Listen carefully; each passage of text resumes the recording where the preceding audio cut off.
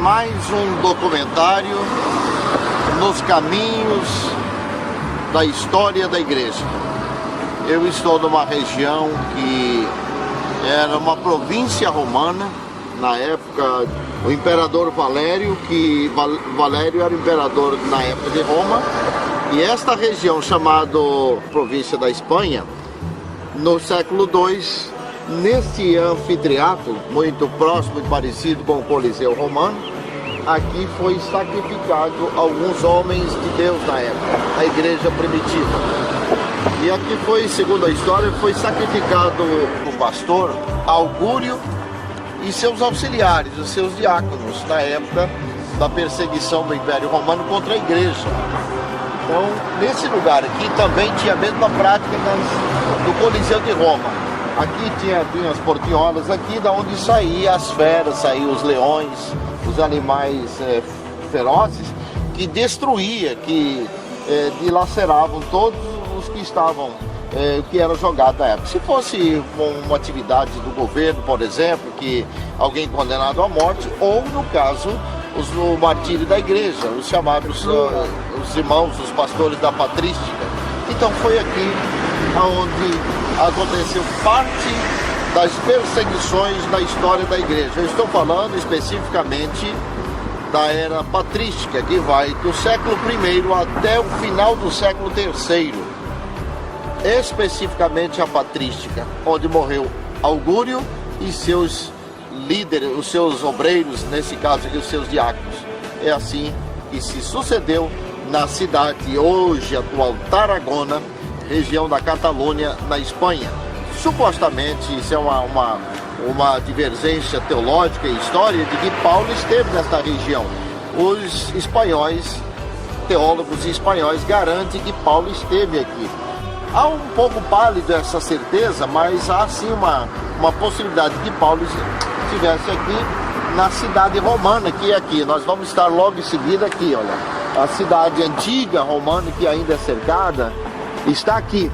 Logo do lado da cidade romana tinha então um anfiteatro, onde acontecia as apresentações, os festivos e também as condenações também nas arenas, conforme o Coliseu de Roma.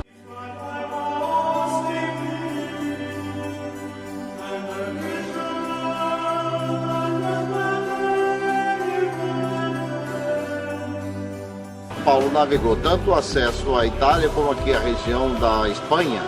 Estamos numa região que hoje é uma das províncias da Espanha, uma região chamada de Catalunha, e especificamente na capital, Tarragona. Aqui, no início da igreja, aqui tinha um templo erigido ao imperador, no templo que prestava-se culto aos imperadores. Os imperadores eram deuses cultuados pelo povo, como o caso de Nero e outros no templo do apóstolo Paulo. E aqui nós estamos onde foi erigido um dos templos a César Augusto. Bem, estamos também em uma rota da igreja primitiva, dos antigos cristãos. E nesta igreja suntuosa, grandiosa que foi erigida aqui, há um monumento aqui erigido ao apóstolo Paulo. E a frase ali vai dizer isso também, né? Um dos maiores doutrinadores dos gentios, que depois de Jesus, o homem que mais influenciou o mundo, né? Um dos homens que mais se escreveu sobre ele, como o caso de Martinho Lutero, que depois de Cristo foi o que mais se escreveu livro sobre ele. Mas eu estou aqui numa região em que, segundo os teólogos europeus, e especialmente os espanhóis, Paulo esteve aqui, principalmente nessa região, nesse lugar, onde supostamente ele deve ter olhado aqui, onde existia um templo que foi erigido a César Augusto, que era um deus da época do Império, quando o povo prestava um culto.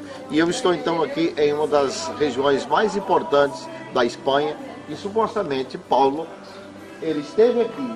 E aqui está um monumento erigido ao Paulo, dizendo que por aqui teve um homem doutrinador dos gentios, que mais influenciou o mundo, onde está erigido a um dos monumentos a um dos maiores doutrinadores dos gentios, o apóstolo Paulo, e diz que aqui foi a rota dos cristãos primitivos. Aqui Debaixo dessa catedral era também erigido aqui um templo ao imperador César Augusto. Então, vejo que depois vem a era da Igreja Imperial, depois que entra a era Constantina, a igreja passa a ser parte do Império, o Santo Império Romano. Então, a igreja construiu esse monumento, essa enorme catedral em cima. Mas aqui está a história dos patrísticos, começando pela era apostólica, como Paulo, segundo os romanos, ele passou por aqui, andou por essas regiões.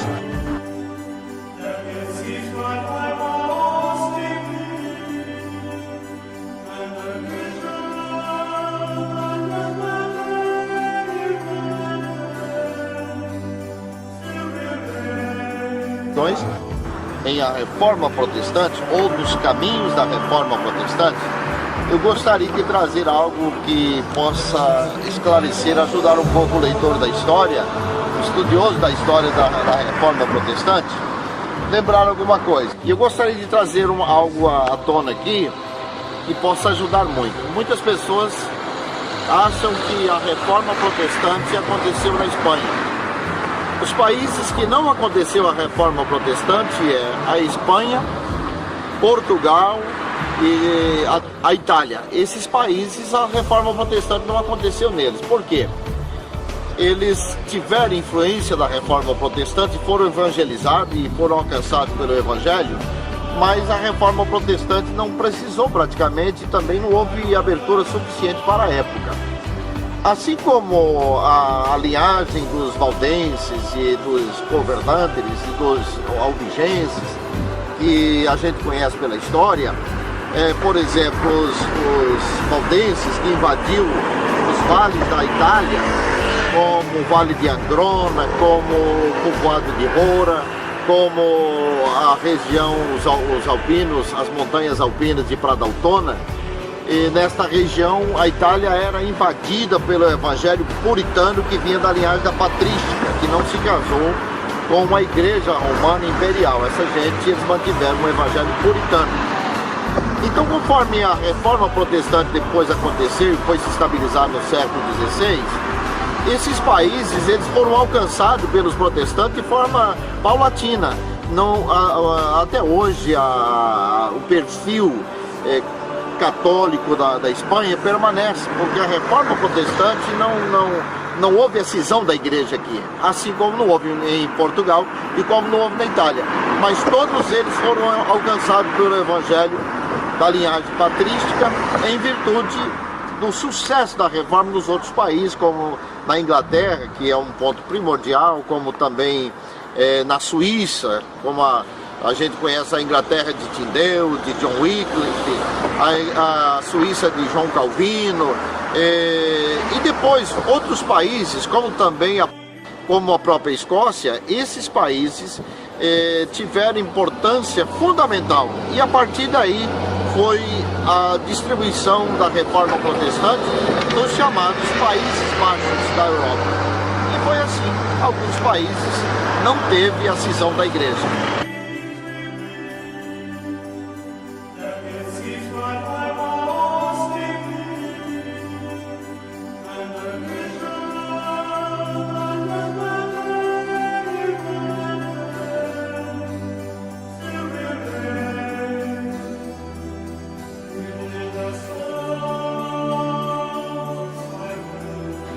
Eu estou em um anfiteatro de mais de 2000 anos de existência. Aqui acontecia algo interessante. Você está vendo esses negócios aqui meio côncavo? Isso aqui eram fornos que produziam pães. Eles produziam pães aqui em grandes quantidades. Tem um forno aqui, tem outro ali à frente. E os pães saíam daqui, entravam por esse corredor aqui, olha, e era conduzido até a arquibancada, lá atrás. E lá na arquibancada, na hora das apresentações, o imperador ordenava que jogasse pão, que distribuísse pão para toda a galera. E politicamente era uma forma também do imperador conquistar o coração dos seus súditos. O imperador que queria estar bem com o seu país, com o seu povo, queria imperar com segurança, eles agradavam o público, agradavam as multidões, com pães, com os gladiadores, com as feras que entravam em batalha com os gladiadores, e também depois no período da perseguição da igreja, também quando as feras destruíam os cristãos nessas arenas. Mas o interessante aqui é que os pães saíam desses fornos aqui e tomavam o destino em direção às arquibancadas do anfiteatro. Era assim que se processava a história dos festivos do Império Romano. Vamos ver um pouquinho mais aqui, nós vamos olhar atrás dos fornos, uma área onde eles faziam algumas atividades aqui. Então era mais ou menos isso. Aqui, apesar de hoje Tarragona, essa região era uma província do Império Romano, mais de 2000 anos depois é uma cidade moderna, uma cidade que tem uma mescla entre modernismo e coisas antigas. Eles preservam essas estruturas de forma intacta. Interessante. E mais um pequeno lampejo sobre a história da igreja, especialmente nesse momento, a patrística.